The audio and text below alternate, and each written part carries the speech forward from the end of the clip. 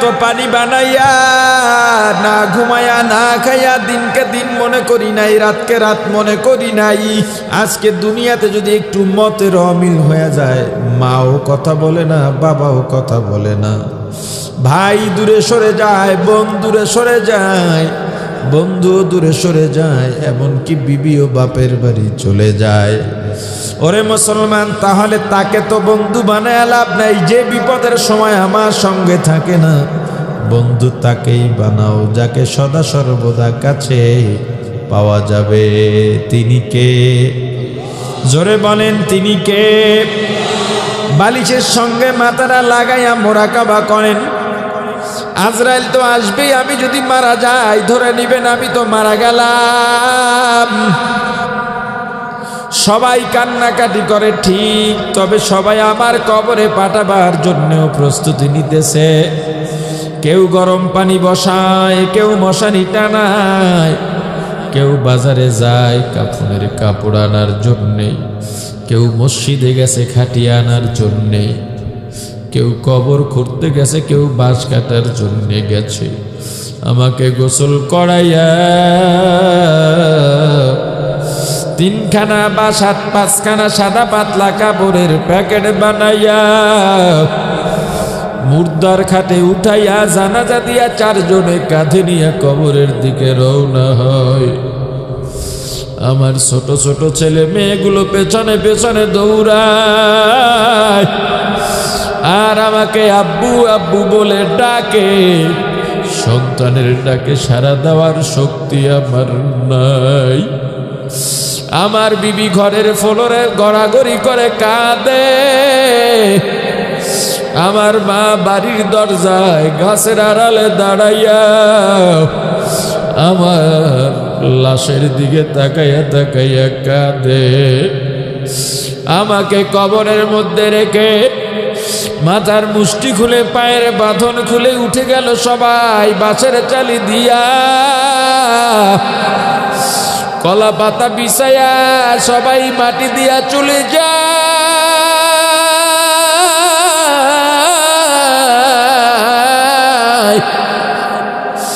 কাদেরকে আপন মনে করেছিলাম, ভেবেছিলাম বাবা ভাই সন্তান তো যাবে না, বন্ধুর জন্য কত কিছু করলাম, বন্ধু বুঝি আমাকে ছেড়ে যাবে না। বন্ধুও তো চলে গেল, বাবাও তো চলে গেল, ভাই তো চলে গেল, সন্তানও চলে গেল। মনে মনে চিন্তা করেন ওই কবরে আমার কি অবস্থা হবে।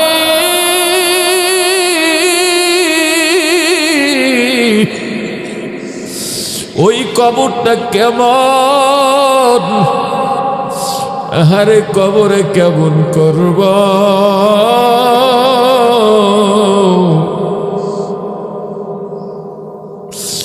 পাগল মন আমার তুমি কারলা গিয়া করলা রে সুখের ঘর। পাগল মন আমার তুমি কারলা গিয়া করলা রে বাড়ি ঘর। উপর তলায় বাতি জ্বলে, উপর তলায় বাতি জ্বলে, নিস্তলাতে অন্ধকার তুমি কারলা গিয়া করলা রে সুখের ঘর। পাগল মন আমার তুমি কারলা গিয়া করলা রে বাড়ি ঘর। দুদিনের এই রংতা মাশা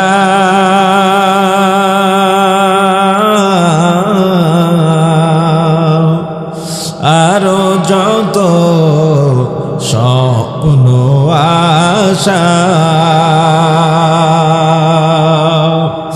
সব আয়োজন বৃথা যাবে, সব আয়োজন বৃথা যাবে, শেষ ঠিকানা মাটির ঘর তুমি কারলা গিয়া করলা রে সুখের ঘর। পাগল মন আমার তুমি কারলা গিয়া করলা রে বাড়ি ঘর। ভাই বলো বন্ধু বলো,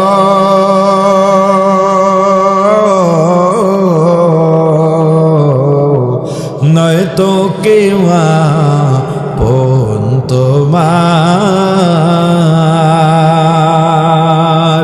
দু চারটা দিন কেঁদে কেহ, দু চারটা দিন কেঁদে কেহ রাখবে না যে খোঁজ খবর তুমি কারলা গিয়া করলা রে সুখের ঘর। পাগল মন আমার তুমি কারলা গিয়া করলা রে বাড়ি ঘর। ও আল্লাহর গোলাম, হাতে পায়ে ধরে বলে যাই, আপনাদের সঙ্গে আর দেখা হবে কিনা জানি না। ওরে পর্দালের মা, জীবনের শেষ ওয়াজ এটা তোমার জন্য হতে পারে। এখনই যদি খাস তওবা করতে পারো, আল্লাহ জীবনের গুনাহ ক্ষমা করে দেবেন। শুধু তাই নয়, গুনাহগুলো আল্লাহ নেক দিয়া পরিবর্তন করে দেবেন। ওরে আল্লাহর গোলাম, ওই কবরে কেমনে থাকবো? কবরে তো আমাকে রাখা হলো, ডানে মাটি বামে মাটি নিচে মাটি,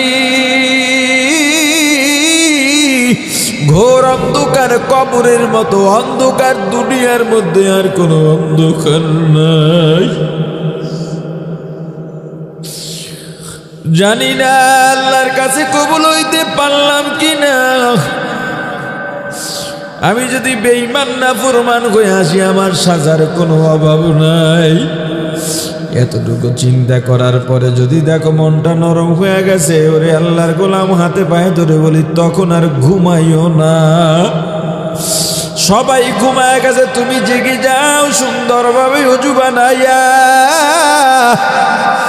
যায় নামাজ বিছাইয়া আমার মালিকের সান্নিধ্য লাভ করার জন্য দাঁড়াইয়া যাও। আল্লাহ তোমার আমার জন্য প্রথম আসমানে অপেক্ষায় আছে। আল্লাহ বলেন, ওরে বান্দা, আমি আল্লাহ লাম ইয়ালিদ ওয়া লাম ইউলাদ, আমি আল্লাহ জন্মদাতা হইয়া কাউকে জন্ম দিই নাই, কোনো জন্মদাতার থেকেও জন্ম নিই নাই। ওরে বান্দা, তোকে যখন সন্তান মা বলে ডাক দেয়, বাবা বলে ডাক দেয়, তোর কলিজাটা ঠান্ডা হয়ে যায়। কিন্তু আমি আল্লাহকে কেউ মা ডাকি না, বাবাও ডাকি না। আমি আল্লাহ কাউকে মা ডাকি না, বাবা ডাকি না। এটা আমি আল্লাহর পছন্দ না। বান্দা, আমি আল্লাহ প্রথম আসমানে, আল্লাহ চলে আসেন আর ডাকে নাই, বান্দা আয় আয়, তোর কি লাগবে আমার কাছে বল। তোর মনে কত দুঃখ আমি আল্লাহকে বল।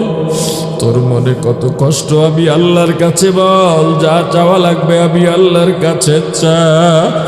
ওরে মুসলমান ইমানদার, তুমি যদি নামাজে দাঁড়া যাও, নামাজ আদায় করে একটু তেলাওয়াত করো, জিকির করে দুইখানা হাত আল্লাহর দিকে বাড়াইয়া, নিজের গুনার জন্য অনুতপ্ত হইয়া 2 ফোঁটা চোখের পানি ছেড়ে দাও। গুনার জন্য অনুতপ্ত হইয়া যদি চোখের পানি ছেড়ে কাঁদতে পারো, এর চাইতে মজা আর কিচ্ছু নাই। আল্লাহর দরবারে বেশি বেশি কাঁদো, রং তামাশা বাদ দাও। আজকে একজন মাটির তলে গেল, এলাকায় মাটির তলে কত লোক চলে গেল।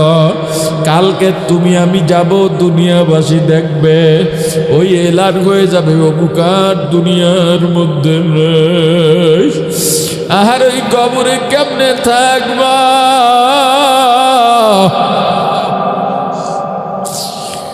বেঈমান নাফরমান হয়ে কবরে যাও না। কবর কিন্তু দৈনিক তোমাকে আমাকে ডাকে আর বলেন, বনি আদম, আমি কবর কিন্তু ভালো জায়গা না, আমি কবর কিন্তু সাপ বিচ্ছুর ঘর, পোকামাকড়ের ঘর, আমি কবর কিন্তু জাহান্নামের আগুনের গাড়া।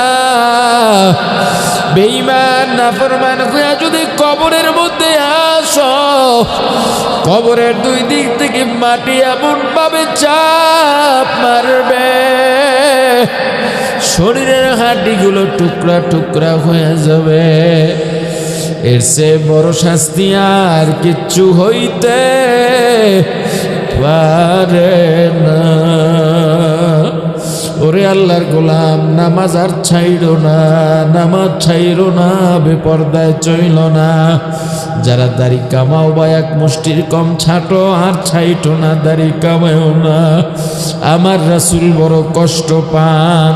ওরে আল্লাহর গোলাম, সুন্নাত আমল ধরো, যত সম্ভব বেশি নফল ইবাদতে লেগে যাও। হারাম খাইও না, মানুষকে ঠকাইও না, বেপরদায় চইল না। কলবটাকে শুদ্ধ বানাবার জন্য বেশি বেশি নেক আমল করো, তেলাওয়াত আর জিকিরের আমল বাড়ায়া দাও। ঈমান নেফাকি মুক্ত ঈমান লাগবে, শিরিক মুক্ত ঈমান লাগবে, বেদাত মুক্ত ঈমান লাগবে। আল্লাহ আমাদের সবাইকে বোঝার মতো তৌফিক দান করেন, বলেন আমিন।